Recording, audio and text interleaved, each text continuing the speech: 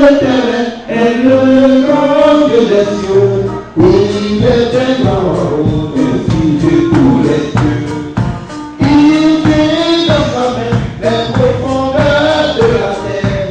Et tous les oublis, les montagnes sont à lui. C'est vrai, la terre est à lui.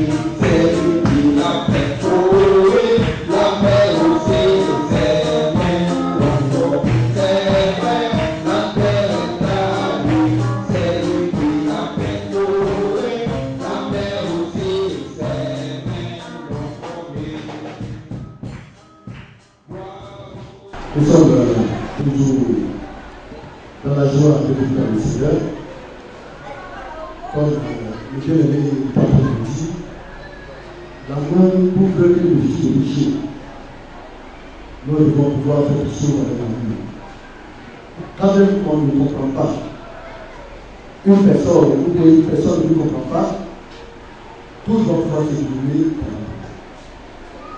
Si un frère en faute, même la manière dont nous devons aller vers lui, nous devons le faire de l'amour de Dieu. Parce que pourquoi? Parce que seul l'amour édifie. C'est l'amour qui permet à l'homme d'atteindre le but assigné par Dieu.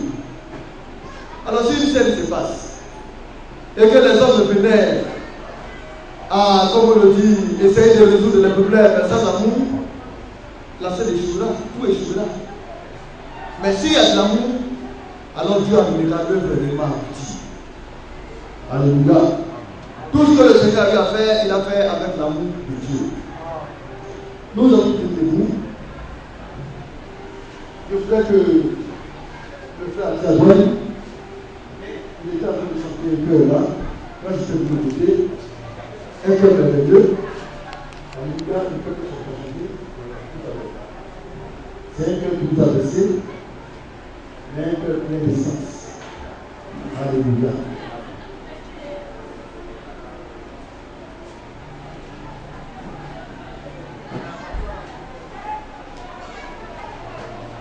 La nuit, c'est ce qu'il a fait. Alléluia. Amen. C'est comme il a passé ça. Vous avez vu de ça. En attendant que le Dieu joue le trouve. C'est cœur, alléluia. Bonne nuit. Tu vas nous deux en chanter ça ensemble. Alléluia. Gloire au Seigneur, le Dieu de notre salut. Venez chantons avec allégresse. Allons devant lui avec des louanges. Soyons des sentinelles combattants pour son honneur. Oh, l'Éternel est le grand Dieu des cieux. Il est un grand roi au-dessus de tous les dieux. Il tient dans sa main les profondeurs de la terre. Et tous les sommets et les montagnes sont à lui. La mer est à lui. C'est lui qui l'a fait. C'est vrai. La terre aussi. C'est lui qui l'a fait. Lui, c'est lui Noé. Alléluia. La mer est à lui. Lui, c'est vrai nom pour lui. Alléluia. Le temps de votre Amen. Gloire au Seigneur, le Dieu de notre salut. Gloire au Seigneur, le Dieu de notre salut. Le Dieu de notre salut. Venez, venez chanter avec allégresse. Venons chantons avec allégresse. Allons devant lui avec des louanges. Soyons des sentinelles, combattant son honneur, combattant son honneur. Oh, l'Éternel est le grand Dieu des cieux.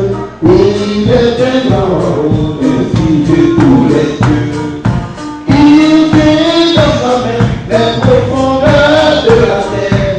Et tous les oublis, les montagnes sont à lui. C'est vrai, la terre est à lui. C'est lui qui l'a fait trouver. La mer aussi, c'est vrai. C'est vrai, la terre est à lui. C'est lui qui l'a fait trouver. La mer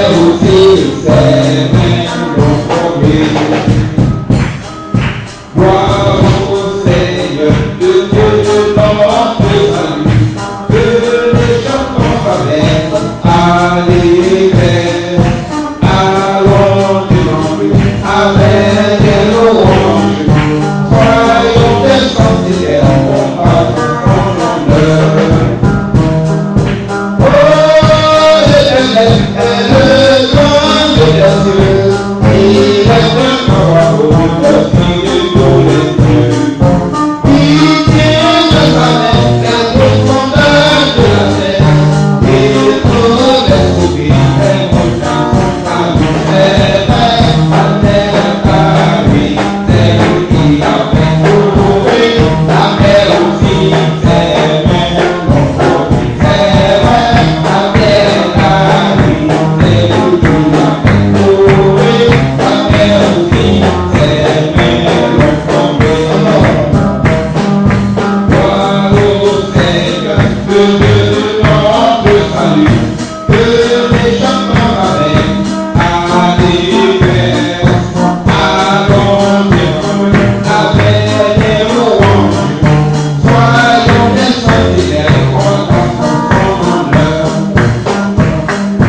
Oh, l'Éternel est le grand Dieu des cieux, il est un grand roi au dessus de tous les dieux. Il tient dans sa main les profondeurs de la terre, et tous les soupirs des montagnes sont à lui. C'est vrai, la terre à lui, c'est lui qui l'a fait trouver. La mer aussi, c'est lui, le fond, c'est vrai. La terre à lui, c'est lui qui l'a fait trouver. La mer aussi, c'est lui, le fond. Alléluia. Nous allons de nous et nous allons prier le Seigneur pour la parole de Dieu afin qu'il nous conduise et qu'il se souvienne de nous dans tout ce que nous allons dire et faire. Prions ensemble le Seigneur. Notre Seigneur, notre Père, nous te bénissons, nous te l'honneur. Père Céleste, toi notre Dieu, c'est que toi qui nous as racheté par ton précieux sang, toi qui as fait de nous, notre Dieu, Père Céleste, tes fils et tes filles, oh Père, né de ton esprit, nous te disons merci, mon Dieu, pour ta grâce et ta bonté, que nous t'accordons, notre Dieu, Lui l'accorder, Seigneur, la force, le courage. Oh, l'esprit, Seigneur, notre Dieu, le pouvoir. Oh, Père, notre Dieu, bénis ta parole, Seigneur, Seigneur.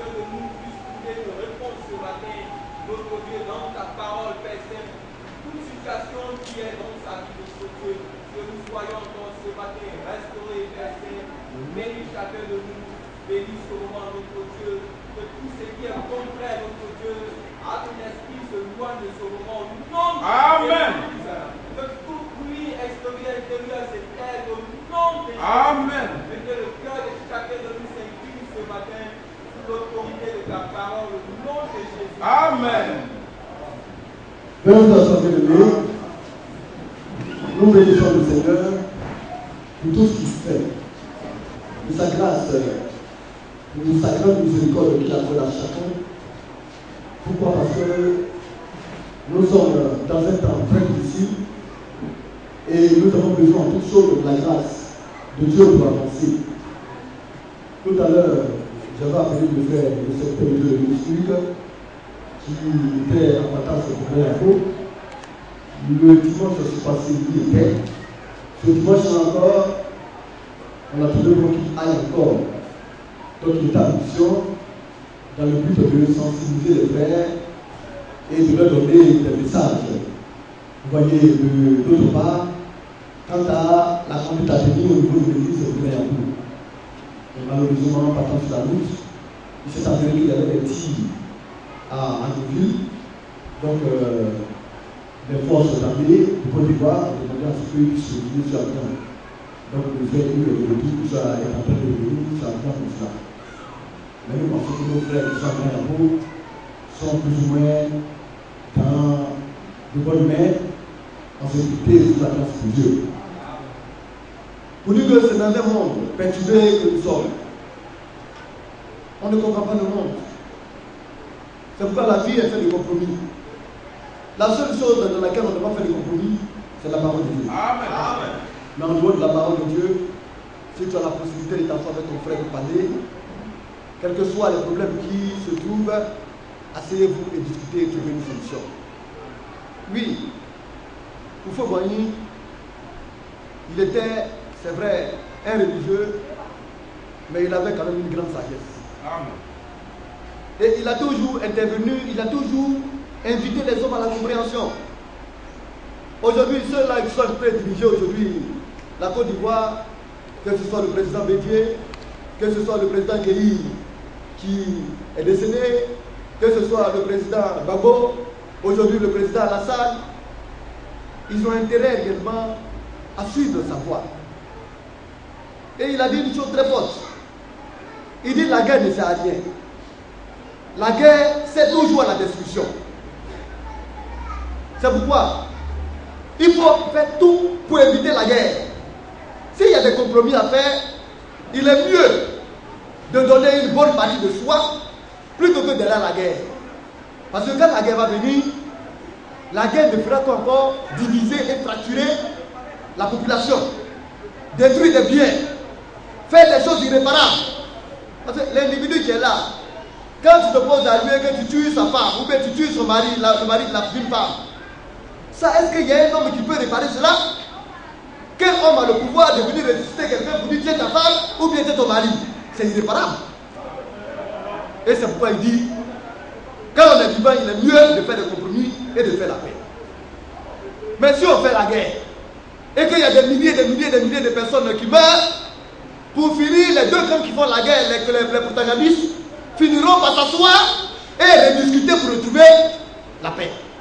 Donc au lieu de différer cette manière de s'asseoir, il y a lieu de s'asseoir le plus tôt possible et de trouver des solutions. Amen. Et le monde y va. Hein? Quand quelqu'un est en train de diriger, tu te lèves, tu le perturbes. Mais toi aussi, demain, tu vas venir diriger. Et quand tu vas venir diriger, lui aussi va te perturber. Et pour finir, qui recule? C'est le pays qui recule. Donc en toute chose, il faut la sagesse. Et ceux-là aujourd'hui qui se lèvent et qui sont des vents en guerre, ce n'est pas la solution. Aucune solution n'est à la guerre. Et il faudrait que les hommes comprennent dans leur habilité, dans leur soif de vouloir à tout prix atteindre leur but. Mais ils échoueront et ils ne feront que retarder le pays. Oui, les combats inutiles. Le président Gbagbo a fait 10 ans. 10 ans sans paix. La Côte d'Ivoire a perdu 10 ans. Or, la Constitution dit, après 10 ans, il va partir. Si les hommes avaient été sages, on l'aurait laissé faire ces 10 ans tranquillement, et puis aujourd'hui, il serait parti avec beaucoup de paix. Aujourd'hui, le président va s'en aller rien en paix. Mais les hommes, c'est ça la politique diabolique des hommes. Quand le diable s'installe, on ne comprend rien. C'est un recul en arrière. Aujourd'hui, on veut que le président Alassane, vous voyez, dirige le pays de la paix et que la constitution de la Côte d'Ivoire aille l'avance. Ceux-là qui ont été frustrés, comme ils sont sans Dieu, eux aussi ils sont en train de s'élever. Et si ça continue comme ça, on n'en finira jamais. Mais que Dieu ait pitié de nous et que dans sa grâce, il fasse que ces gens-là comprennent et acceptent de déposer les armes afin que le pays soit rebâti et qu'une vraie réconciliation ait lieu. C'est là notre prière. Nous n'appartenons à aucun parti politique. Nous sommes apolitiques. C'est pourquoi un enfant de Dieu qui va s'adonner à la politique, il est en train de se foutre le doigt dans l'œil. Nous devons prier pour nos autorités. Nous devons nous souvenir d'eux et prier pour les hommes afin qu'ils comprennent, afin de sortir de cette manière de faire, cette mauvaise manière de faire. Parce que cette manière de tirer là, on dit que la Nyabi appartient aux opposants, mais les balles qu'ils sont en train de tirer là-bas, ça ne va pas épargner les opposants, hein. Ça va le tuer aussi. Comme si ça tue aussi ceux qui sont au pouvoir. C'est insensible. Ça n'a même pas de sens. Que Dieu nous aide. Nous revenons à ce qui est éternel. À ce qui est important pour nous. C'est la parole de Dieu. Et c'est cela qui fait que nous sommes équilibrés. C'est cela que nous avons de l'amour. Que ce soit pour le président Bédié, pour le président Gbagbo, comme pour le président Alassane. Nous les aimons tels qu'ils sont. Nous les respectons. Parce que ce sont eux qui ont dirigé le pays. Il faut respecter le président Gbagbo, même s'il n'est pas au pouvoir. Il a été le président de la Côte d'Ivoire. Il faut respecter le président Bédié parce qu'il a dirigé aussi le pays. Il faut respecter le président Alassane parce que c'est actuellement notre président. Nous les aimons tels qu'ils sont. Et nous prions pour que Dieu les aide à diriger le pays de la meilleure manière. Alors, dans notre sujet que nous sommes en train de voir, nous parlons de cet empire. Le 4e empire. Alléluia. Qui va venir à l'existence. C'est en train de venir. Ce 4e empire, c'est cet empire-là qui va dominer le monde. Qui va, comme on l'a dit, dominer tous les rois de la terre. Mais de manière mensongère, de manière diabolique. Alléluia.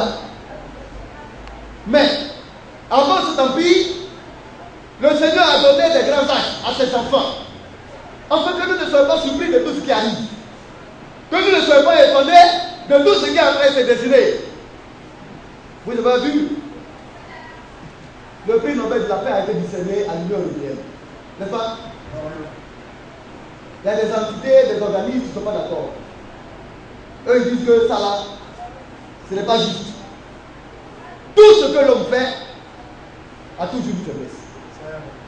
L'œuvre humaine n'est pas parfaite. Oui, l'Union européenne, eux, ils défendent le cause.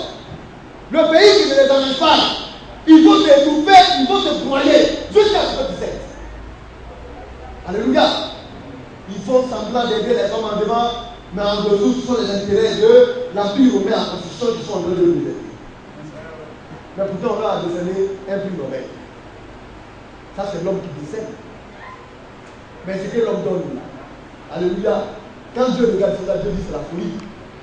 C'est ce que Dieu donne là, que c'est ça. Parce que l'homme peut être corrompu. Alléluia. L'homme peut être séduit. Mais Dieu, personne ne peut le corrompre.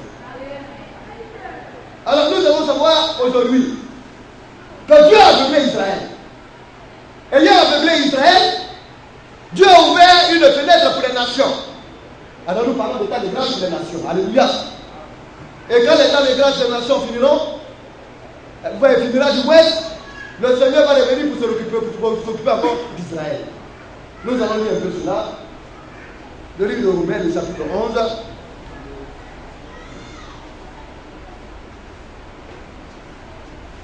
Romains chapitre 11.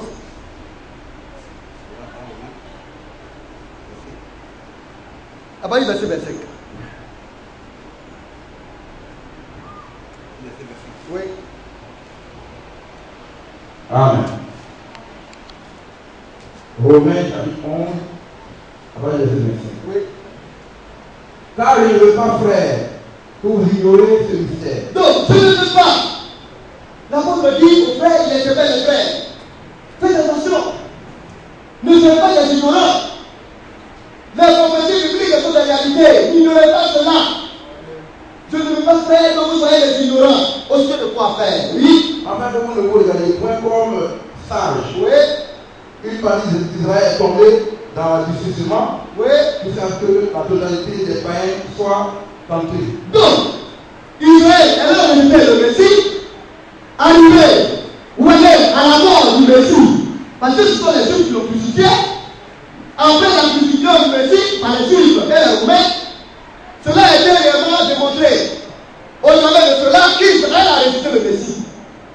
Or, le rejet du Messie, alléluia, a été pour Israël un moyen, alléluia, de tourner le dos vers Israël et de regarder maintenant vers les nations. Frère, tu le prends? Amen. Oui. Je reprends avec verset. Oui. Verset non. Verset Gabriel, une partie. Une partie. Amen. Oui. Une partie d'Israël est tombée dans l'endurcissement. Donc, pendant cette période, au temps des Romains, où Rome dirigeait, dominait Israël, une partie d'Israël, ceux-là qui existaient en ce temps-là, sont tombés dans l'endurcissement. Quand on parle d'un homme qui a réussi, c'est un homme qui a du mal à croire. Amen. Son oreille est bouchée. Vous allez faire toutes les démonstrations possibles. Vous allez faire tous les miracles possibles. Ils vont voir. Ils seront réjouis, mais ils refuseront de croire. Le Seigneur est venu en tant que Messie. Les signes qui accompagnent le Messie ont accompagné le Seigneur. Il a guéri les malades, il a ressuscité les morts. Alléluia. Amen. Il a apporté la bonne nouvelle. Tous les symboles, les signes qui devaient accompagner le Messie ont démontré que le Seigneur était le Messie. Mais ils ont refusé de croire en cela. Ils ont été endurcis. Alléluia. Amen. Alors, pendant cette période, cette partie d'Israël est tombée dans l'endurcissement. En fait, la totalité des nations entrent. Amen. Donc, l'endurcissement d'Israël a été la porte ouverte pour les païens que nous sommes. Amen. Et le temps de grâce a commencé pour les païens. Oui, frère. Jusqu'à ce que la totalité des païens soit entrée. Oui. Le verset 6. Et qu'ainsi tout Israël sera sauvé. Il faut. Amen. Et ainsi, Oui. Israël sera sauvé. Oui. Selon qu'il est écrit, le libérateur viendra de Sion. Et il détruira de Jacob les impiétés. Donc, après le temps des nations qui se termine là, dans la responsabilité d'Israël, tout Israël sera sauvé. C'est ce que dit la Bible. Quand le Seigneur va finir avec les nations, le Seigneur va retourner avec Israël. Alléluia. Ainsi, tout Israël sera sauvé. C'est le futur. Amen. Quand le temps des nations va finir, Dieu maintenant va regarder maintenant aux Juifs. Parce qu'il a fini avec les nations. En ce moment-là, l'église épouse des nations se trouve dans le ciel. Amen. Et là, le Seigneur lui-même dit, le libérateur va venir de Sion et va détourner de Jacob les impiétés. Tout ce qui fait que Dieu ne l'a pas aimé, tout ce qu'on fait en fait, le rejet de Dieu vis-à-vis d'Israël, le Seigneur va ôter cela. Amen. Israël va quitter de l'impiété pour être maintenant plus haut. Amen. Alléluia. Oui, nous continuons un peu, frère. Amen. Le verset. Oui, Et ce sera mon alliance avec eux. oui. Lorsque je ferai leur péché. Alors, Dieu va faire maintenant une nouvelle alliance avec Israël. C'est pourquoi les hommes disent non, c'est fini, le Seigneur a invité Israël, c'est fini pour eux. C'est pas fini. C'est pourquoi toi, le païen, tu puisses entrer que le Seigneur a donné Israël. Alléluia. Le Seigneur les a gardés pour un temps. Mais le Seigneur dit que lui-même va ôter leur péché. Amen. Oui, frère, nous continuons. Le 28. En ce qui concerne l'Église, l'Évangile, ils sont ennemis à cause de vous. Donc aujourd'hui, le Seigneur ne s'occupe pas d'Israël. Israël ne reconnaît pas l'évangile. En ce qui concerne l'évangile, parce que l'évangile est venu après Jésus. Alléluia. Amen. Donc ils ne reconnaissent pas. Oh, l'évangile, c'est la parole de Dieu éternelle. Alléluia. L'évangile est l'accomplissement de la Torah, l'Ancien Testament. Mais ils n'ont pas reconnu l'évangile. Ils ne reconnaissent pas Jésus comme étant le Fils de Dieu. Parce que les Juifs savent que le Fils de Dieu, c'est Dieu lui-même en forme humaine. Ils le savent. Amen. Ils ont refusé de reconnaître cela. Alors, en ce qui concerne l'évangile, ils sont ennemis à cause de nous les païens. Amen. Israël a été écarté à cause de nous les païens, à cause de toi et moi. Oui, frère. Mais en ce qui concerne l'élection, ils sont aimés à cause de leur père. Donc, Israël a été le peuple élu. C'est un peuple élu. Alléluia. Avec Israël, le Seigneur regarde au pays, à la nation. C'est le choix de Dieu. C'est le pays que Dieu a choisi. Alléluia. Mais pour les nations, le Seigneur ne regarde pas aux nations, mais il regarde aux individus. À l'individu. Amen. Ça veut dire que le Seigneur ne prend pas la Côte d'Ivoire comme une particularité pour dire que non, ce pays-là m'est cher, alors que j'ai fait de la Côte d'Ivoire un pays spécial. Le Seigneur n'a rien à foutre avec cela. Le pays spécial de Dieu, c'est Israël. Amen. Et le Seigneur a pris Israël pour symboliser, pour montrer à tous les pays du monde qu'il est le Dieu tout-puissant, le Dieu véritable, et qu'en dehors de lui, il n'y a pas d'autre Dieu. Amen. Que tout autre Dieu qu'adoreront les nations, le Seigneur est en train de démontrer que ces dieux-là sont des faux dieux. Amen. Et que le Dieu d'Israël est le véritable Dieu. Au travers d'Israël, le Seigneur a fait une fenêtre. Alléluia. Pour dire aux nations, maintenant je me tourne à vous, adorez le Dieu d'Israël. Que chaque individu de toutes les nations vienne pour regarder au Dieu d'Israël. C'est lui votre Dieu. Alors, Israël est un peuple élu. Amen. Maintenant, quant aux nations, chaque individu qui reçoit le Seigneur devient un élu individuel pour le Seigneur. Amen. C'est pourquoi l'épouse doit sortir des nations. Amen. Mais les nations ne sont pas l'épouses. Amen. C'est des nations de l'église des nations qui sortira d'épouse. Mais l'Israël est l'héritage de Dieu, le peuple élu de Dieu. Amen. Il faudrait que nous comprenions cela. Oui, frère, nous continuons. Car les dons et l'appel de Dieu sont irrévocables. Les dons et les appels de Dieu sont irrévocables. Dieu les a choisis. Dieu a choisi Abraham. D'Abraham, Dieu a choisi Isaac. D'Isaac, Dieu a choisi Jacob. Alléluia. Et de Jacob est né Israël. D'Israël est venu le Messie. Et du Messie, nous sommes venus. C'est pas ça? Amen. Les dons et les appels de Dieu sont irrévocables. On ne peut rien y faire. Dieu a décidé, il a décidé, c'est fini. Oui, frère. Et donc, de même que vous avez autrefois désobéi à Dieu, Donc nous, païens, autrefois nous étions désobéissants à Dieu, sans Dieu, sans droit décider à l'Israël. Alléluia. On était éloignés de Dieu, nous étions des désobéissants. Alléluia. Oui, frère. et que par la désobéissance, vous avez maintenant obtenu miséricorde. Donc, par la désobéissance maintenant d'Israël, ayant rejeté le Messie, et à cause du rejet du Messie, le Messie s'est tourné vers nous, et nous maintenant, nous avons reçu la pitié de Dieu, la miséricorde de la part de Dieu. Donc aujourd'hui, quand on voit un frère, et puis il tape la poitrine, il a des airs orgueilleux, vous voyez, il a l'air ôté, c'est qu'il n'a rien compris. Il pense qu'il est quelque chose alors qu'il n'est rien. Dans nos relations humaines et fraternelles, nous devons regarder comme étant même bien l'égalité. Mais quand un frère ou une soeur pense être quelque chose au devant de son frère ou de sa soeur, c'est qu'il a perdu la vision. En Dieu, là, c'est l'humilité. L'objectif de Dieu, c'est que nous puissions nous trouver tous humbles et que lui-même il puisse nous élever. Amen. Parce que monter, c'est descendre. Et descendre, c'est monter. Comme tu es orgueilleux, tu es têtu, il va te faire descendre de force. Et quand il te fait descendre de force, il te maintient là-bas. Mais quand tu es humble, et que tu acceptes de descendre de toi-même, parce que tu l'as reconnu, lui maintenant il te lève au-dessus de tout. Amen. Ceux qui refusent de se humilier, ceux-là qui décident d'être orgueilleux, ils doivent savoir que le temps de l'abaissement arrive. Ceux-là qui acceptent d'être humbles, d'être simples, d'apprendre à s'abaisser, d'apprendre à être, voyez, des enfants. Le temps de l'élévation arrive. Oui, frère, nous continuons. Et donc Dieu, de même qu'ils ont maintenant désobéi, afin que par la miséricorde qui vous a été faite, ils obtiennent aussi miséricorde. Donc, ils ont désobéi. Afin que par la miséricorde qui nous a été faite, eux aussi, de même aussi, ils obtiennent miséricorde. Oui, aujourd'hui Dieu s'occupe de nous. C'est une grâce. Tu as péché, il va venir, il va effacer. Ce que tu fais de mal, tu dis Seigneur, pardonne-moi, il va effacer. Mais comme tu es têtu, comme tu es rebelle, comme tu refuses d'écouter, mais c'est ce qu'on aime là, qu'on continue de faire. Amen. On te parle, Dieu te parle. Tu refuses d'attendre la voix de Dieu. Et comme tu es un unique, parce que l'unique, il aime pratiquer l'iniquité. On dit c'est pas bon, laisse. Il dit laisse, demain encore il tombe là-dedans. Après demain encore il rejette. On lui pardonne, demain encore il reprend. Dieu il te regarde. Et il va mettre un plan pour toi. Un jour va venir où c'est quand tu as fini de commettre ton forfait, ta mauvaise bêtise là. Quand tu vas sortir, et puis un accident va t'arriver. Parce que là, tu n'auras pas eu le temps de retourner pour dire Seigneur, pardonne-moi. Ce serait fini pour toi.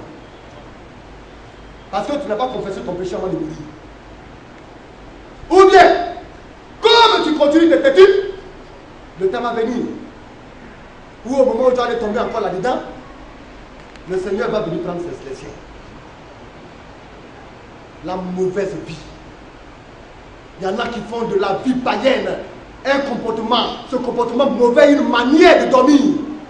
Ils s'y couchent dedans comme un lit. Jusqu'à quand vas-tu te réveiller? Amen. Jusqu'à quand vas-tu prendre garde pour prêter attention à la voix de Dieu? Tu te caches. Cache-toi. Mais Dieu sonde de toutes choses. Amen. Et Dieu te voit. Dieu te regarde. Mais au temps marqué, il te dévoilera. Celui-là qui ne veut pas adorer Dieu, Dieu le connaît. Il ne voulait pas qu'il vienne ici pour leurrer les hommes. On n'a pas besoin ici de tromperie. Si tu ne veux pas adorer Dieu, c'est de la place à celui qui veut adorer Dieu. Amen. Et si tu veux adorer Dieu, alors fais un effort et applique-toi à l'adoration et à la sincérité pour ton Dieu. Amen. Bien-aimés, faites attention à votre vie. Oui, bien-aimés, on continue. Amen. Verset 2. Car Dieu a rassemblé tous les hommes dans la désobéissance pour faire miséricorde à tous. Donc, Dieu a rassemblé tous les hommes dans la désobéissance. Nous sommes tous désobéissants. C'est ainsi que nous avons aidé. Et il nous a fait miséricorde. Alléluia. Il a fait miséricorde à tous, afin que de la désobéissance dans laquelle nous sommes, nous puissions passer à l'obéissance de Dieu. Dieu veut qu'on lui obéisse. Dieu nous donne la force et la grâce pour lui obéir. Voilà la volonté de Dieu pour nous. Amen. Mais, c'est pourquoi tout homme est reconnu pour menteur. Toi es un menteur. Tu as quitté le monde. Tu viens dans le Seigneur. Tu sais que tu es un menteur. Parce que si tu n'étais pas un menteur, tu allais rester dans ce que tu faisais là-bas. C'est parce que tu sais qu'il n'y a pas de remède pour toi. Il n'y a pas d'autre remède que le remède de Dieu. Tu as décidé de venir dans la maison du Seigneur. Mais pourquoi tu es compliqué? Pourquoi tu es difficile? Pourquoi est-ce que tu es têtu? Pourquoi est-ce qu'on ne peut pas te parler? Humilie-toi. Laisse-toi tailler par Dieu. Laisse-toi ramener par Dieu. Oui, frère, nous continuons. Amen. Le 33. Oui. Aux profondeurs de la richesse, de la sagesse et de la science de Dieu. Oh, profondeur! Dieu est profond. Amen. Alléluia. Amen. Vous voyez, quand on parle de la profondeur, c'est l'étendue d'une chose. L'étendue du ciel là. Qui est-ce qui a vu le bout du ciel? Personne. L'univers est vaste. Amen. Mais la terre même, on dit que c'est l'un des plus petits astres.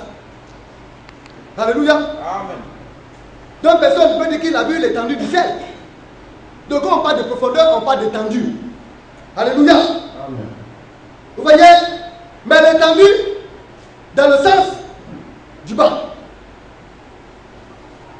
À partir de la surface.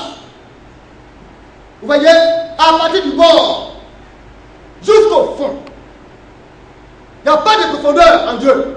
Ça ne finit pas. Amen. Sa profondeur est étendue. Oh, profondeur de la richesse de Dieu. Il est riche et sa richesse est profonde. Profondeur de la sagesse. La sagesse de Dieu ne finit pas. Amen. Si on veut, aussi nombreux que nous pourrons être, des milliards de personnes que nous pourrons être, si nous avons de l'amour pour Dieu et que nous demandons sa grâce, il va nous donner à tous la sagesse et la sagesse ne finira jamais. Amen. Sa sagesse est profonde. Alléluia. Amen. Profondeur de la science, la connaissance de Dieu, ça ne finit pas. Une église vivante, une église spirituelle, une église qui est conduite par l'Esprit de Dieu, à chaque jour que vous venez, vous allez découvrir un plus. Amen. Vous vous posez la question, mais c'est la même Bible. Tu as prêché des milliers d'années. Mais vous vous êtes dit, mais ça, on n'a jamais entendu. Mais tout ce qui est ces paroles, un ministre de Dieu, poussé par l'Esprit à produire une révélation, et l'autre encore entre dans la profondeur de Dieu, et la profondeur appelle la profondeur. Amen. C'est ça notre Dieu. On ne finit pas d'apprendre avec lui. sa connaissance est infinie. Vous voyez, profondeur de la science de Dieu, que ses jugements sont insondables. On ne peut pas sonder ses jugements. D'une part, il demande de ne pas juger ses serviteurs. Alléluia. D'une part, Moïse ayant fauté, le Seigneur l'a épargné. Aaron ayant fauté, le Seigneur l'a épargné. Myriam ayant fauté, le Seigneur l'a frappé. Bien-aimé, il est insondable. Amen. C'est pourquoi laissez à Dieu le soin de faire ce qu'il a à faire. Ne soyez pas des juges à la place de Dieu. Le Seigneur ne vous dit pas de juger vos frères, mais le Seigneur vous demande de vous aimer. Amen. Voilà le commandement de Dieu. Alléluia. Amen.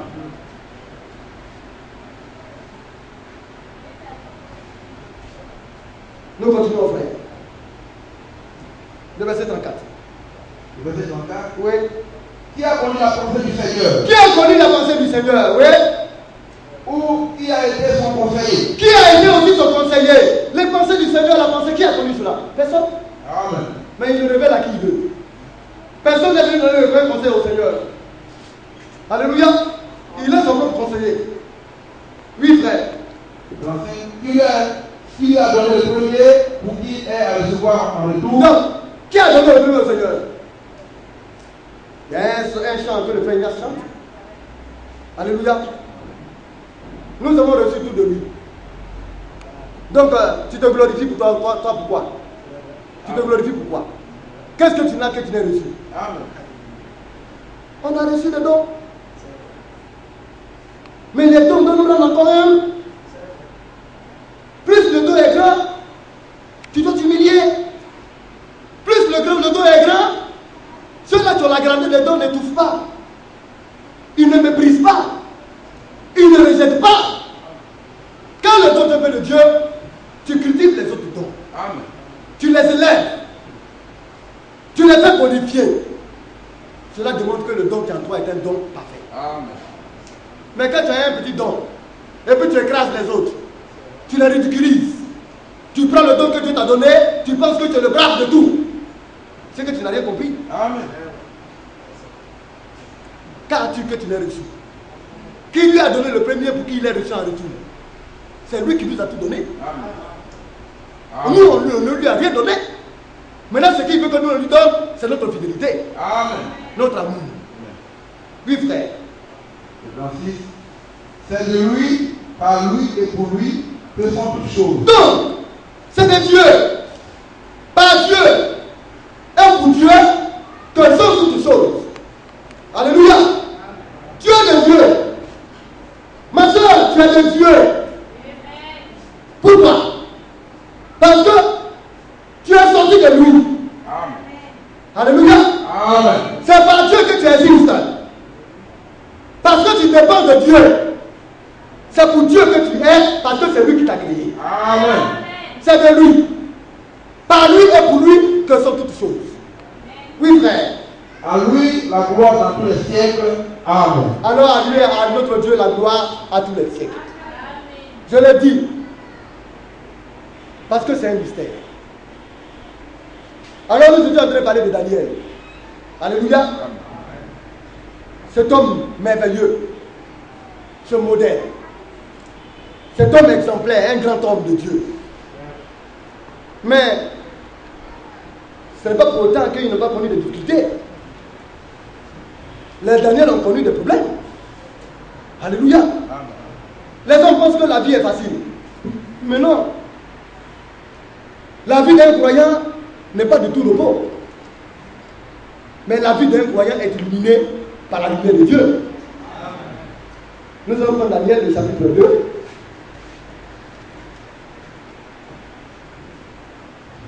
Je vais lire. Nous avons vu le chapitre 2 et nous sommes partis au chapitre 1. Je vais reprendre le récit. La deuxième année, le chapitre 2, verset 1, du règne de Nebuchadnezzar, Nebuchadnezzar eut des songes. Il avait l'esprit agité et ne pouvait dormir. C'est un roi. Dans ce temps-là, Nous avons dit qu'il était le roi de tous les rois de la terre. C'était comme au temps de Salomon. Parce que Salomon a régné sur toute la terre. Tous les rois de la terre amenaient de l'or, du diamant, des pierres précieuses à Salomon. Mais Nebuchadnezzar, pour lui, pour Salomon, c'est Dieu qui l'a permis avec sa sagesse. Mais pour Nebuchadnezzar, pour lui, c'était par la force, l'arrogance, la guerre. Quand il va, il attrape un royaume, il adhère sur le royaume. Il prend tout ce qu'il y a de précieux et il amène ça dans son royaume et son royaume se fortifie. Et voilà ce grand roi qui, étant endormi ce jour-là, a eu un songe. Et ce songe-là l'a agité, ce songe l'a perturbé. Nous continuons. Alors le roi fit, verset 2, appeler les magiciens, les astrologues, les enchanteurs et les chaldéens pour qu'ils lui disent ces songes. Il vint et se prosternait devant le roi. Vous voyez, le roi était un peu vénéré, il était comme un dieu. Alors les magiciens, les enchanteurs, les astrologues, les chaldéens, les sorciers, tout cela étaient venus au devant du roi pour expliquer au roi, c'est que pour trouver une solution pour ce que le roi vivait. On en a parlé le vendredi, alléluia. On va pas trop s'étendre là-dessus. Le roi a dit, j'ai eu un songe. Mon esprit est agité et je voudrais connaître ce songe. Les Chaldéens répondirent au roi en langue araméenne, ô roi, vis éternellement, dis le songe à tes serviteurs et nous en donnerons l'explication. Alors ils ont demandé au roi de leur dire le songe. Et eux maintenant ils vont expliquer. Quand ils vont voir le songe, alors ce qui est dedans là, ils vont dire, ils vont expliquer. Le roi reprit la parole et l'a dit, et dit aux Chaldéens, la chose m'a échappé. Si vous ne me faites pas connaître le songe et son explication, vous serez mis en pièces, et vos maisons seront réduites en état d'immondice. Mais si vous me dites le songe et son explication, vous recevrez de moi des dons et des présents et de grands honneurs. C'est pourquoi dites-moi le songe et son explication. Il répondit pour la seconde fois que le roi dise le songe à ses serviteurs et nous en donnerons l'explication. Donc, nous voyons que ces devins, ces enchanteurs, vous voyez, ces magiciens, ces sorciers-là étaient impuissants. Amen. Oui, ils étaient impuissants. Mais pourquoi? Parce que le songe là venait de Dieu. Comme ça est dans les secrets de Dieu. Là, les petits démons là, ils ont leurs limites. Ils peuvent monter jusqu'à un certain niveau, mais ils ne peuvent pas dépasser un certain niveau. Vous connaissez les vautours? Vous connaissez les corbeaux? Vous connaissez les charognards? Les charognards? Alléluia! Et puis vous connaissez l'aigle.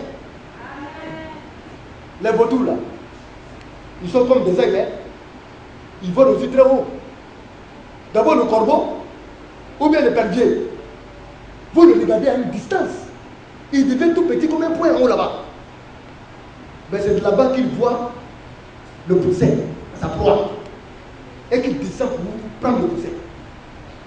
Mais quand vous regardez le corbeau peut atteindre une dimension qui est bien élevée aux yeux de l'homme.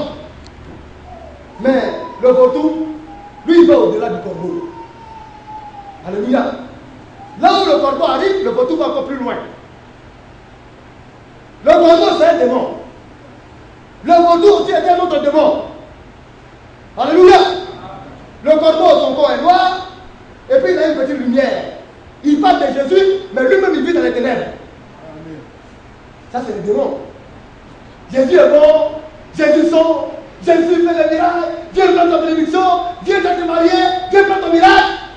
Ça, ce sont les corbeaux. Et puis tu as fini de prendre ta bénédiction, et puis tu es où là? Tu as resté sur la terre, et puis c'est fini pour toi. Ça, ce sont les corbeaux. Le vautour, lui, il mange à la fois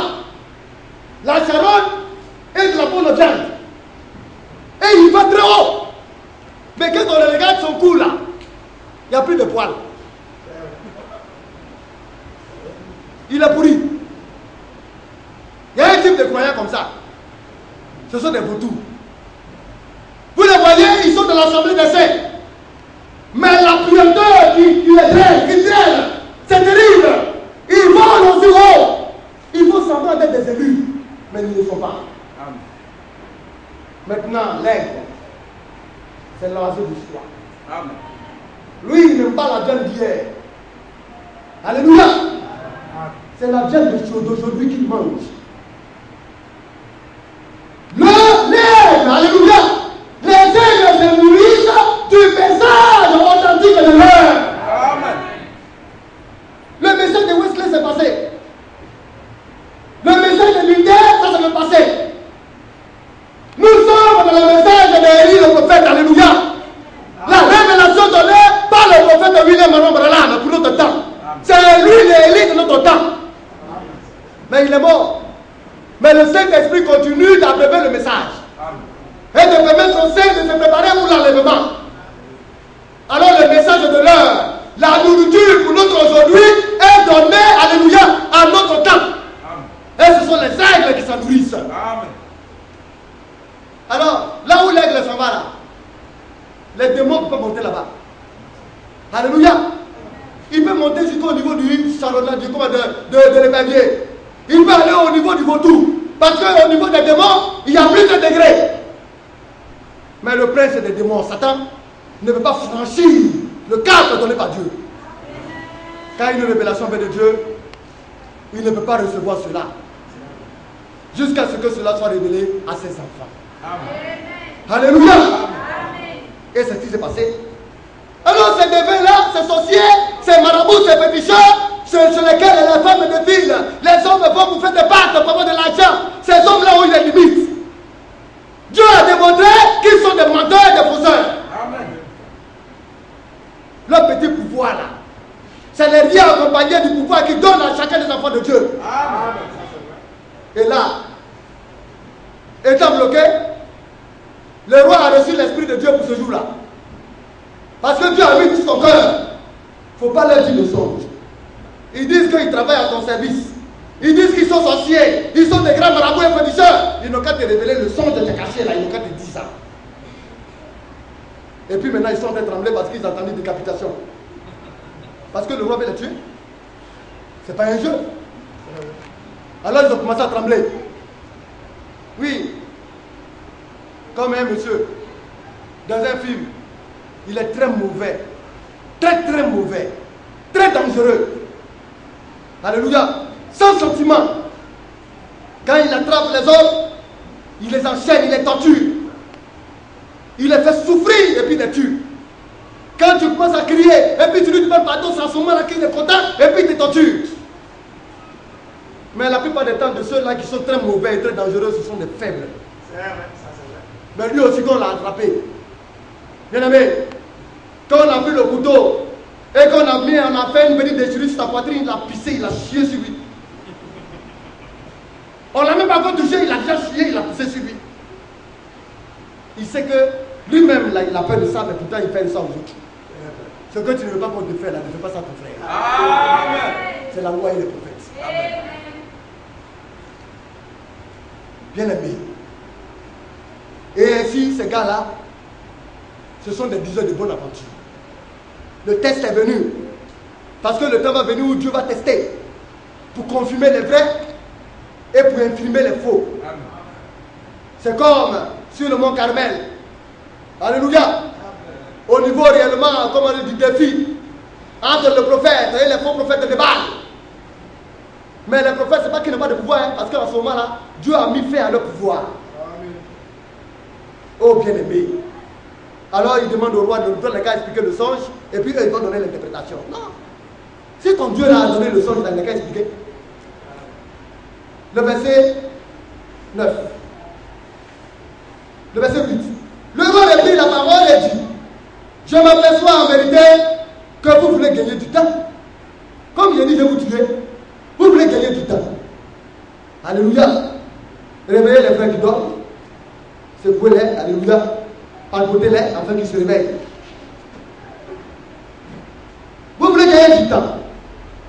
Parce que vous voyez que la chose m'a échappé. Si donc, vous ne me faites pas connaître le sens, la même sentence vous enveloppera tous.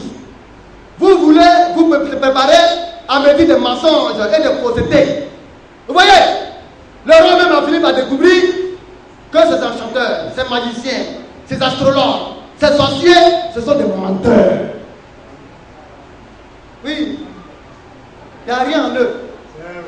Ils sont dans des petits coins bizarres et lugubres. Et puis tu viens, ils font sortir des charlatans. Et puis ils prononcent des incantations. Et puis ils disent, bah, ce que tu veux là, c'est pas réussi.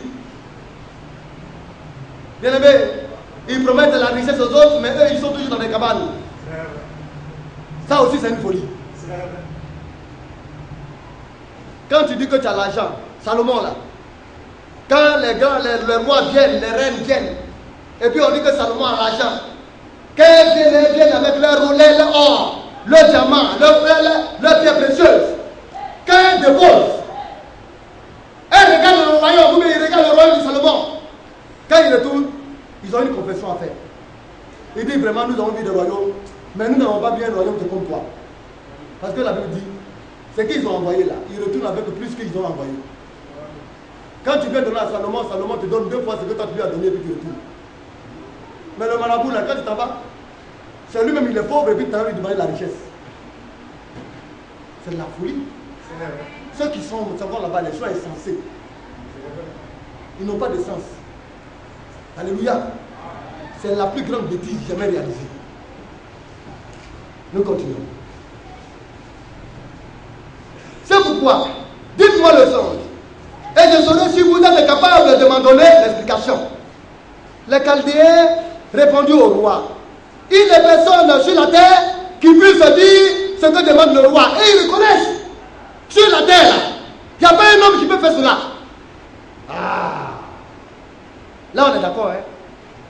Parce qu'eux-mêmes ont fini par reconnaître que nous tous nous sommes des menteurs. Mais ils parlent des dieux. Mais où sont les dieux? Ils parlent des dieux dans les lieux très hauts. Il n'y a pas de dieu dans les lieux très hauts, il y a un seul Dieu. Amen. C'est le Dieu de Daniel. Amen. C'est pourquoi Dieu va faire la démarcation entre Daniel et eux. Mais bien aimé, quand on manque de visibilité, on arrive à comprendre difficilement les choses. Mais pourtant Dieu avait fait déjà de la démarcation, hein. On va venir lire. Daniel, Anania, Alléluia, Michaël et Azaria étaient au-dessus de la portée de tous. La Bible le dit.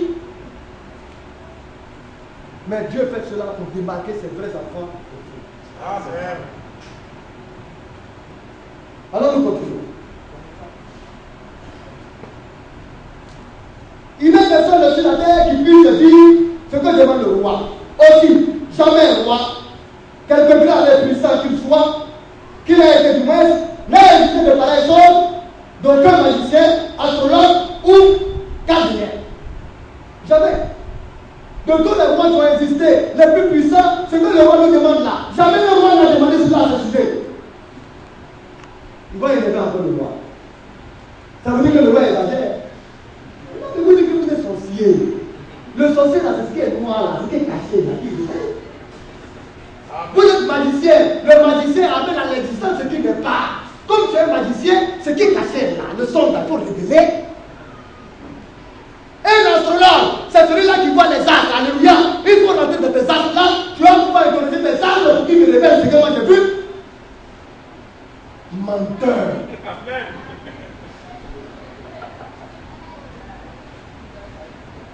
Mais on ne vous dit pas cela. Que la voie que vous avez choisie est la voie humiliable de Dieu. La parole de Dieu est la voie la plus grande, la plus précieuse et la plus merveilleuse qui n'ait jamais existé. Amen. Ne vous en doutez jamais. Le verset 11. Ce que le roi demande est difficile. Il n'y a personne qui puisse le dire au roi. Et c'était les dieux dans la demeure, dont la demeure n'est pas parmi les hommes. Les dieux, quel Dieu? Un Dieu pour ceci, un Dieu pour cela, un Dieu pour la fécondité, un Dieu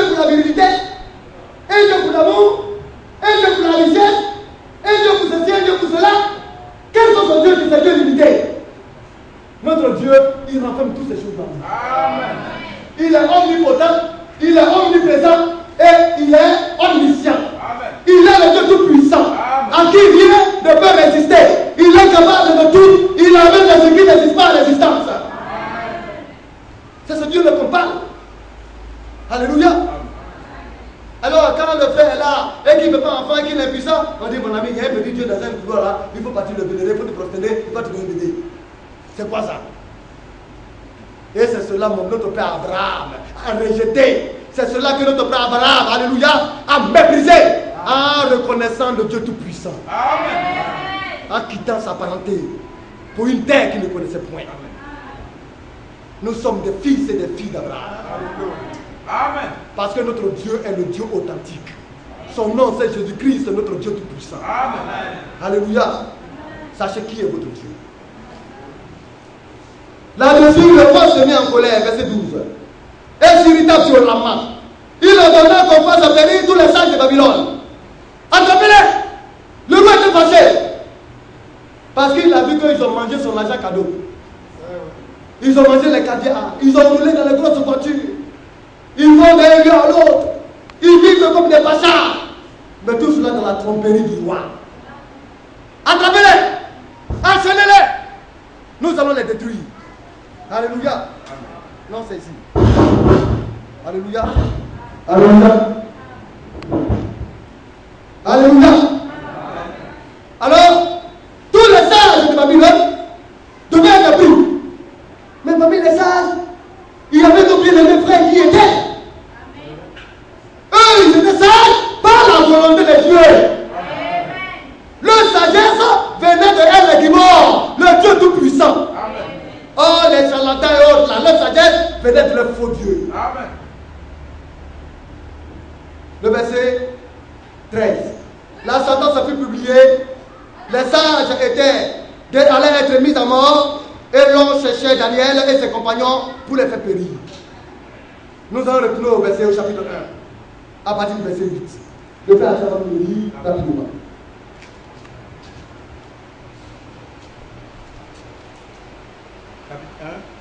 Nous avons fait savoir que Daniel et ses frères étaient en Israël, en Juda. Alléluia. À cause du péché d'Israël, ils ont été déportés à Babylone. Alors le roi a regardé. Frère, on va lire à partir du verset 1. Tu lis rapidement pour bien le. Daniel 1. Oui. Daniel 1. Et au pied du roi. La première année du règne de Joachim, roi de Juda, Nebuchadnezzar, roi de Babylone, marcha contre Jérusalem et la siégea. Donc il a marché contre Jérusalem. Alléluia. Amen. La capitale de Juda. Et il a siégé Jérusalem, oui. Le Seigneur livra en ses mains Joachim, roi de Juda, et il partit des ustensiles de la maison de Dieu. Nebuchadnezzar emporta les ustensiles au pays de Shinéar, dans la maison de son Dieu. Donc il a amené toutes ces choses-là dans la maison de son Dieu, oui. Il les mit dans la maison du trésor de son Dieu. Oui. Le roi donna l'ordre à Sénat, chef de ses unis, d'amener quelques-uns des enfants d'Israël de race royale ou de famille noble. Donc, comme on a regardé, il a regardé au sein de la famille royale, les jeunes gens étaient instruits parce qu'ils étaient instruits et éduqués.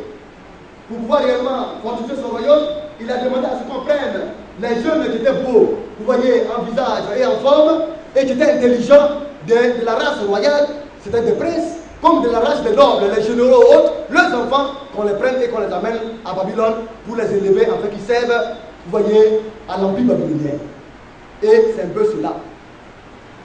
Le même système continue. L'Église catholique aujourd'hui, qui va dominer l'empire romain, qui est renaissante actuellement, alléluia, l'Union européenne, l'Église catholique a des enfants partout dans le monde entier.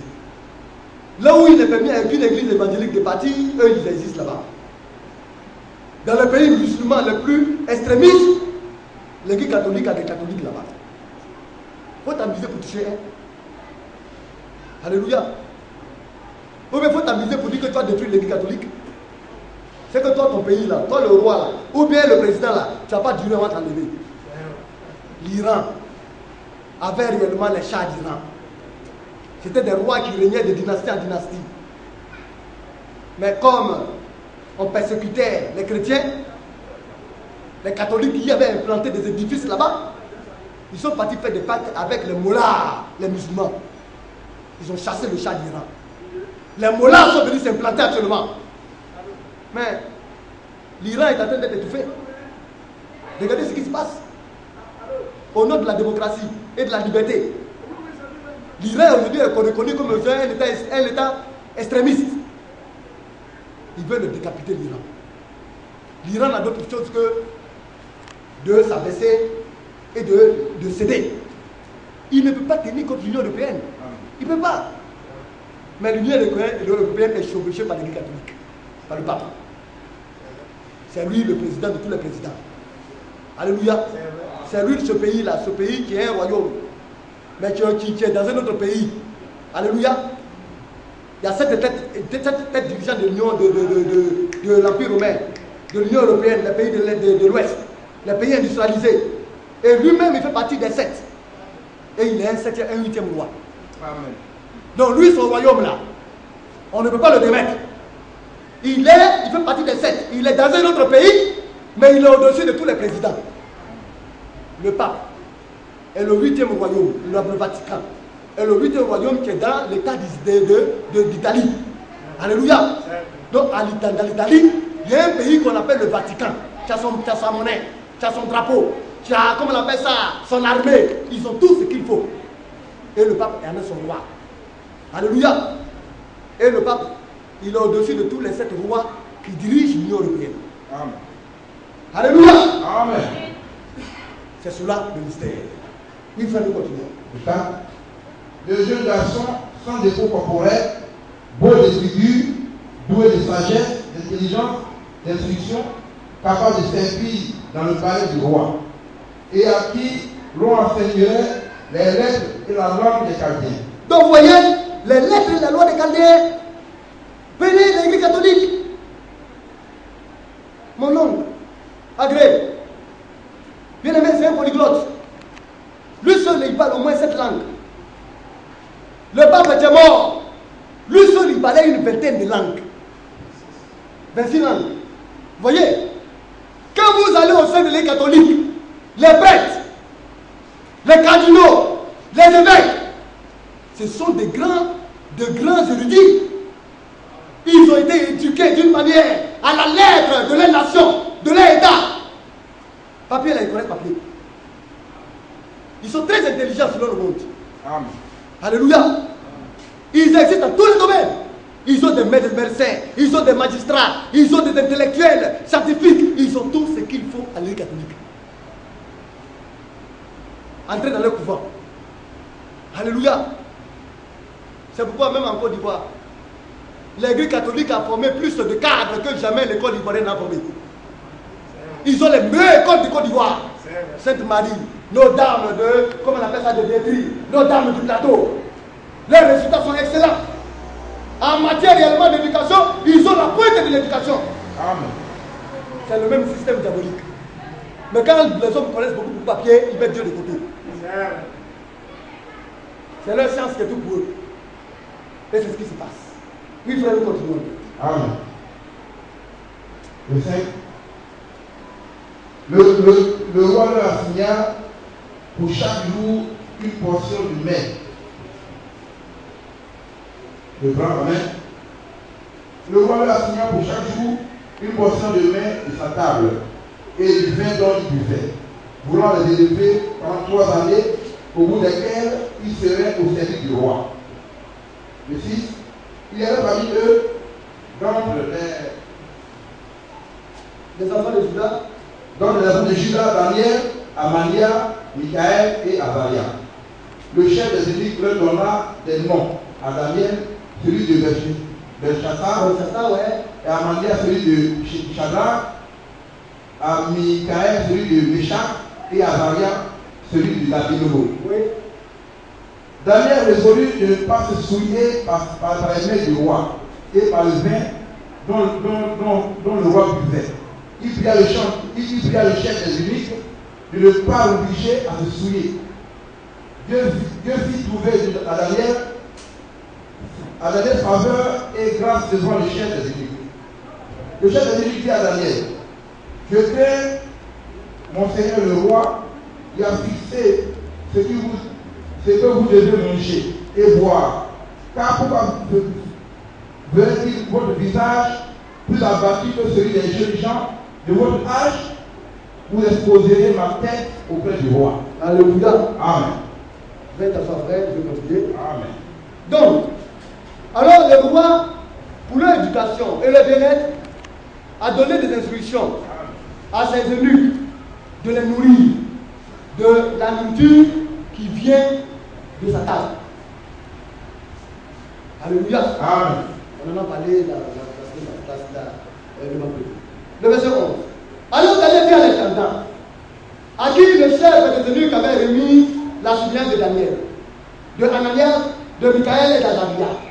Éprouve tes serviteurs pendant 10 jours, et je nous donne des légumes à manger et de l'eau à boire. Tu regarderas ensuite notre visage et celui des jeunes gens qui mangent le mets du roi, et tu agiras avec nous, avec tes serviteurs, d'après ce que tu auras vu. Il leur accorda ce qu'ils demandaient et les éprouva pendant 10 jours.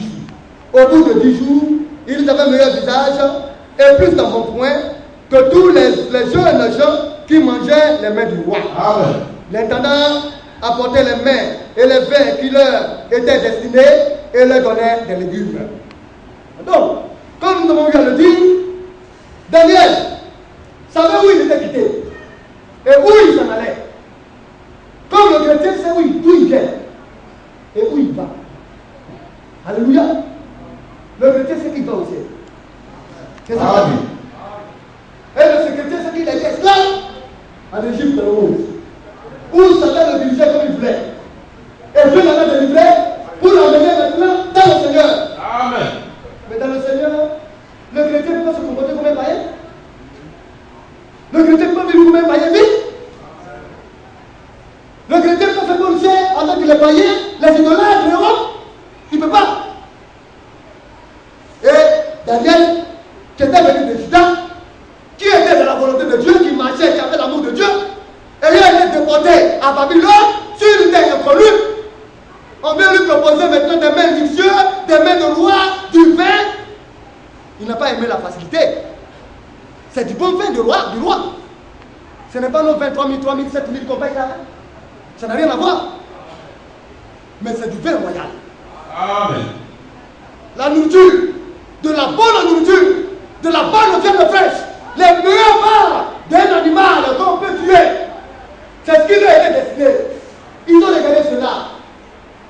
On nous a amené, on nous a enlevé de la maison de notre Père céleste, de notre Dieu, pour nous demander dans un pays étranger, au milieu d'un peuple incirconcis et même. Et puis là, on va se comporter comme si nous étions dans notre patrie. Manger des bons mains. Non, évitez-nous cela. Nous sommes dans le deuil. Nous sommes de Dieu. Nous ne sommes pas venus pour le plaisir des hommes. Nous savons que des prophéties ont été énoncées par rapport à notre royaume et que le royaume d'Israël sera rétabli. 70 années ont été données. Alléluia. Au travers des prophéties des prophètes. Nous allons y travailler. Ceux qui veulent dormir n'ont qu'à dormir. Alléluia.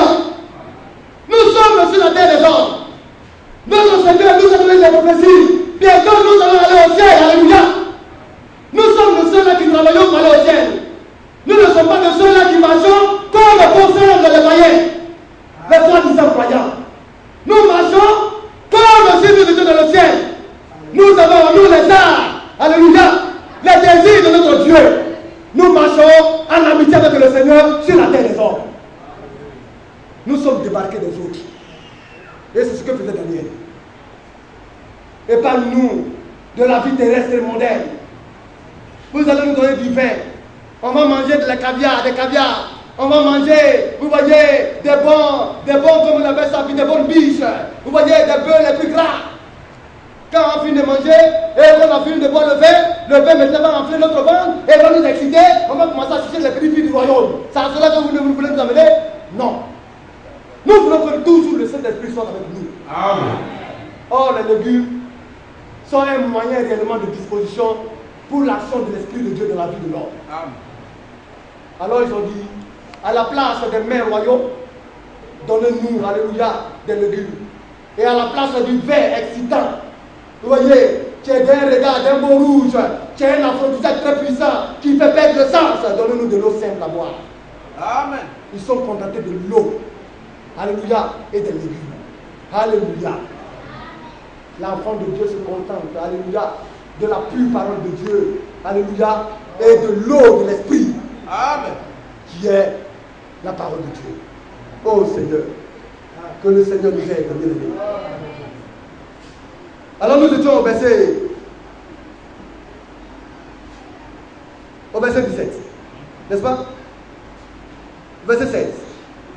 L'intendant apporta les mains et le pain qui était destiné à l'heure et leur donnait des légumes. Dieu accorda à ces 4 jeunes hommes de la science. À Daniel, alléluia, à Ananias, à Michael et à Azaria, le Seigneur lui a accordé la science, la connaissance. Ils connaissaient les dieux. Ils avaient la connaissance de la parole de Dieu. Ils savaient ce qui plaisait à Dieu et ce qui ne plaisait pas à Dieu. Ils avaient la science de Dieu en eux. Alléluia. De l'intelligence dans toutes les lettres. Ils excellaient, ils brillaient par leur intelligence. Ils étaient à part. Et de la sagesse. Et Daniel expliquait toutes les visions et tous les songes. Bien-aimé, quand Dieu te choisit, c'est comme ça. Mais ça ne veut pas dire que quand le songe va venir, tu vas expliquer. Hein? Le songe peut être difficile. Ça a été toujours comme ça. Tous ceux à qui Dieu a donné la connaissance et la sagesse, Dieu leur donne l'explication des visions et des songes. Parce que c'est la parole qui répond à la parole. Quand des énigmes viennent, c'est la connaissance de Dieu qui permet de déceler les énigmes. Alléluia. Si tu n'as pas la révélation, la connaissance, l'explication des songes et des visions, tu ne peux pas enseigner l'Apocalypse. Tu ne pourras jamais le faire. Parce que ce sont les secrets des énigmes. Pour déceler les énigmes, c'est la sagesse de Dieu, la connaissance de Dieu qui permet de déceler les énigmes. Et Daniel avait cet art d'expliquer les songes et les visions. Alléluia. C'est ce que la Bible dit. Au terme fixé par le roi, pour qu'on les amène, le chef des eunuques les présenta à Nebuchadnezzar. Ils ont fait 3 années de formation. Alléluia. C'est ce que les nations aujourd'hui ont continué d'utiliser. Le roi en s'entretient avec eux. Alors tous les enfants, tous les jeunes gens qu'on a pris dans les différents royaumes et qui sont venus vers le roi lui-même de manière personnelle essaie de causer avec eux. Pour savoir quelle qualité chacun d'entre eux est. Alléluia. C'est ce qu'on appelle l'oral. C'est pas ce que les païens ont dirigé aujourd'hui. On a fait oral. Alléluia. Alors le roi lui-même, c'était lui-même le professeur testeur. Il reçoit chacun d'entre eux. Il les teste. Il leur pose une question, ils répondent. Il trouve une énigme. Il le contrecarre. Pour voir qui est qui. Et qui fait quoi parmi ces jeunes gens. Alléluia. Le roi s'entraînait avec eux. Et parmi tous les jeunes gens, il ne s'en trouvait aucun comme Daniel, comme Ananias, Michael et Azaria. Parmi tous les jeunes gens. Oh, bien-aimé, tu es mis en part. Puissions-nous avoir des Daniel, alléluia, des Ananias, des Michael, des Azaria. Nous devons être au-delà des jeunes du monde. Nous devons être une église à part, au-delà des autres églises. Alléluia. C'est ça l'œuvre de Dieu. Et ils étaient à part. Le verset 22. Si tous les objets qu'il réclamait, de la sagesse et de l'intelligence, et sur lesquels le roi les interrogeait, il les trouvait 10 fois supérieurs à tous les magiciens et aux astrologues qui étaient dans tout le monde. la sagesse que Dieu donne, l'intelligence que Dieu donne à ses enfants. Alléluia. Le plus petit de la maison de Dieu, il est plus grand que le plus grand sorcier du monde entier. Amen. Et ça, les frères doivent le comprendre. L'intelligence et la sagesse viennent de Dieu. Alléluia. Ainsi fut jusqu'à la première année, le roi Cyrus. Donc Daniel et ses 3 compagnons étaient plus sages, étaient plus intelligents que tous les sages de Babylone. Le roi les avait placés auprès de lui. Alléluia. Alors, voilà que le roi décide maintenant de tuer tous les sages. À cause de qui? À cause de la folie des magiciens, des astronautes et autres. Tous les sages de Babylone doivent être tués, parmi lesquels se trouvent le Daniel et ses 3 compagnons. Et quand Daniel a appris ça, alléluia, avec sagesse, quand Dieu te choisit, quand Dieu te destine à une œuvre, le temps viendra où il doit te positionner. Alléluia. Et quand Dieu te positionne, c'est pour la délivrance de ses enfants. Daniel a connu des difficultés. C'est la folie des hommes. Hein? Vous allez voir ce qui est en train de se passer. Ces magiciens autres étaient en danger de mort. Qui va sauver qui? Le marabout regarde le féticheur. Le féticheur regarde le sorcier. Le sorcier dit: pourquoi tu me regardes? Le féticheur, le sorcier, lui il va chercher, comme on appelle ça, les cancans. Et quelqu'un dit: mais pourquoi tu me regardes? Faut me provoquer, hein? Chacun se regarde. Alléluia. Qui va sauver qui? On regarde, on fait quoi? On a logé à la maison. J'ai regardé mamie. Et puis ma chérie pour la dernière fois, parce que là, on ne sait pas comment on va faire. Même le sorcier se cherche. Le plus grand marabout, lui, il cherche complètement où il va aller se cacher. Parce qu'il n'y a plus de remède. Mais, c'est aux hommes fidèles. Aux hommes qui ont Dieu, le Dieu véritable. C'est par eux que tu vas donner une solution à Dieu. C'est par eux que tu vas les délivrer. On va y revenir. Mais je dis, regardez bien la folie. Daniel, dans toute l'humilité, vous avez dit, quand il va s'adresser au chef des soldats qui devait les liquider, il va lui parler avec sagesse. Vous dites, mais qu'est-ce que nous on a fait? Et puis on veut nous détruire, nous tous. Alors Daniel va se lever pour aller rencontrer le roi. En toute humilité, il va dire au roi: dans ce temps, c'est vrai, tu as raison, mais je voudrais que tu puisses soir ça pendant une période. Accorde-moi quelques jours. Alléluia. Je vais aller me recueillir. Je vais aller parler à mon Dieu. À El Gibor. Le puissant des puissants. Le Dieu très haut. Le suprême. Et quand il est allé, Daniel est allé vers ses fidèles camarades. Ses amis sages. Un enfant de Dieu vit avec un autre enfant de Dieu. Ils n'ont pas le temps pour critiquer. Hein? Ils n'ont même pas le temps pour regarder le vin.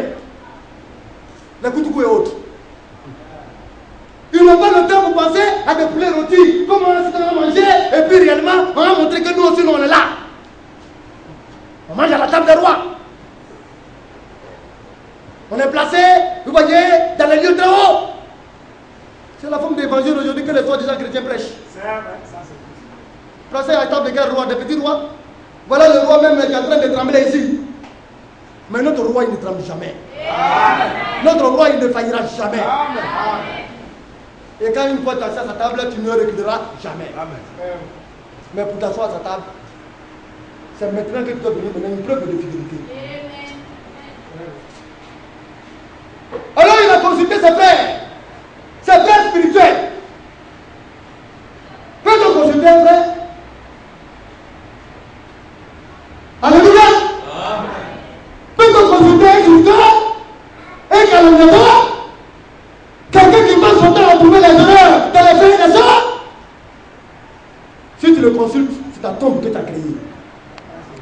Parce que Dieu ne passera jamais par lui pour te parler. Amen. Et si c'est lui que tu peux compter, c'est fini pour toi. Parce que tout le monde va mourir. Mais Dieu a besoin d'hommes fidèles. Dieu a besoin d'amoureux du Seigneur, d'amoureux de la parole de Dieu. Des hommes qui sont des hommes de décision, des hommes capables dans le Seigneur, qui ont compris la volonté de Dieu. Amen. Oh, oui. Je voudrais qu'un frère, le ministre Atia, ça me met le livre de là. Le frère du bleu est là. Il va nous lire rapidement le verset 14 du chapitre 2. Daniel 2. Daniel chapitre 14 et chapitre 2, à partir du verset 14. Alors Daniel s'adressa d'une manière prudente et sensée à Archoc, chef des gardes du roi, qui était sorti pour mettre à mort les sages de Babylone. Donc, un enfant de Dieu, son langage, sa manière de parler, par son langage, il y en a qui sont la bouche qui baisse. Sa bouche là, c'est un rasoir, vous voyez, à deux lames très tranchant. Quand il ouvre la bouche, c'est qu'il t'a déchiré. Ah, il faudrait que tu aies une aiguille avec un bon filet pour coudre la plaie. Parce que sa bouche c'est un rasoir. Daniel, il était grand. Il a été élevé à cause de sa sagesse parmi les sages. Mais quand il veut parler à un petit que lui, parce que le soldat, c'est son petit. Mais Dieu dit, il a parlé d'une manière prudente. Comment je vais lui parler pour ne pas le blesser? Mais quand on a la crainte de Dieu, c'est ça. Amen. Quand on ouvre la bouche, on fait de sorte de ne pas blesser son frère. Comment est-ce que je vais viser? Comment est-ce que je vais me comporter pour ne pas le blesser? D'une manière prudente et sensée. Que Dieu me donne tout mon esprit, toutes mes sens, en fait que réellement je le respecte avec tout le respect nécessaire. Et il a parlé au chef de garde. Oui, frère. Verset 15.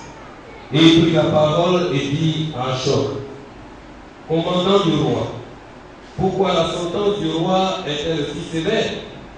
Archoc exposa la chose à Daniel. Donc, quand il a parlé à Archoc maintenant est rentré dans les détails.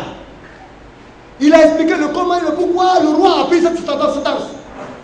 Alors comme il a maintenant les deux côtés, le comment et le pourquoi, alors il pourra aller maintenant devant Dieu et exposer tout le problème à Dieu. Alors il a pris, alléluia, la version du roi, du chef du roi, du chef des soldats du roi. Oui frère, nous continuons un peu. Et Daniel se rendit vers le roi. Et le roi pria de lui accorder du temps. Et le pria de lui accorder du temps pour donner au roi l'explication. Alors Daniel qui décèle les songes. Quand un songe vient, les hommes se lèvent. Voilà l'explication. Non. Prends ton temps. Analyse le songe. Vois les symboles. Prie Dieu. Et Dieu te donne l'explication. Il est humble. Il sait que son don là ne dépend pas de lui. Il sait que quand il y a une énigme, il doit aller vers son Dieu. Le Dieu qui décèle toutes les pensées, tous les secrets, va décoder cette énigme-là pour lui. Alors il a dit la vérité au roi. Oh roi, donne-moi du temps. Accorde-nous un peu de temps. Je vais aller me recueillir pour venir te donner l'explication. Parce que je dois parler à quelqu'un de plus grand, de plus élevé. S'il a pitié de nous, alors nous donnerons l'explication au roi. Ce que le roi veut comprendre, c'est possible. Mais le roi, il n'a pas douté de Daniel parce qu'il connaît Daniel. Si Daniel était un faux menteur, un bizarre homme, il allait dire, mais toi-même tu veux pas. Bon, il te connaît, fous là-bas. Ce que tu sèmes, t'attends pas. Amen. Si tu sèmes de la bonne semence, tu vas recueillir la bonne semence à la fin. Amen. Le comportement de Daniel a parlé pour lui aujourd'hui. Alléluia. Oui, frère.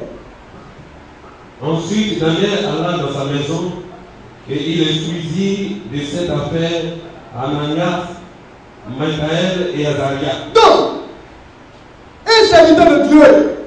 Il sait qu'il est le plus doué, le plus intelligent de tous ses frères. Il sait. Mais il est humble. Il ne tape pas sa patrie. Moi. Il consulte. C'est bien aimé que Dieu a mis auprès de lui. Une équipe, c'est ça. Les pasteurs qui n'ont aucune considération pour leurs collaborateurs. C'est pourquoi ils ne réussissent pas. Dans la maison de Dieu, tout le monde dépend l'un de l'autre. Daniel savait que ça, Daniel, ça, Michael et Azaria, lui, Daniel, il va tourner en rond. Le Seigneur les a pris, il a mis de côté pour l'amener davantage à donner des résultats pour son peuple et pour tous ceux qui vivent autour de lui. C'est pourquoi dans le service, c'est un serviteur de Dieu. Quand Dieu le mandate pour une œuvre, il ne choisit pas les hommes par sentiment. Dans le ministère. Mais il y avait beaucoup de déportés en d'Israël. Pourquoi Daniel est attaché à cette toile? Pourquoi? Ben, il pouvait s'attacher à tous les autres. Mais ils étaient sa part. Le choix dans le service de Dieu n'est sans sentiment. On peut souvent ne pas comprendre le pasteur. Quand Dieu dit que j'ai choisi celui-là pour être mis auprès de toi, pour t'aider dans la tâche, les hommes ne peuvent pas comprendre. Mais ce n'est pas ce que les hommes disent ou ne pensent qui est important. C'est le résultat que Dieu donne qui est important. Il avait de la considération pour ses gars. Parce qu'il le savait spirituel. Oui, frère, nous continuons la Verset 17. Ensuite, Daniel alla dans sa maison et il instruisit de cette affaire Anania, Michaël et Zacharia, ses compagnons. Les engageant à explorer le miséricorde de Dieu. La miséricorde, oui. Donc, il les a engagés. Frère, engagez-vous. C'est le temps de parler à Dieu. Parlez à notre Seigneur, prions notre Dieu pour sa pitié, pour sa miséricorde. Alléluia. Le Dieu des cieux. Il y a un Dieu. Les autres là, ils parlent des dieux. Eux, ils parlent d'un Dieu des cieux. Vous voyez la différence? Et c'est le Dieu de Daniel, de Moïse, d'Abraham que nous adorons aujourd'hui. C'est Jésus-Christ notre Seigneur. Oui, frère. Enfin, qu'on ne fasse pas périr Daniel et ses compagnons avec le reste des sages de Babylone. Même quand il le faisait pour les païens aussi.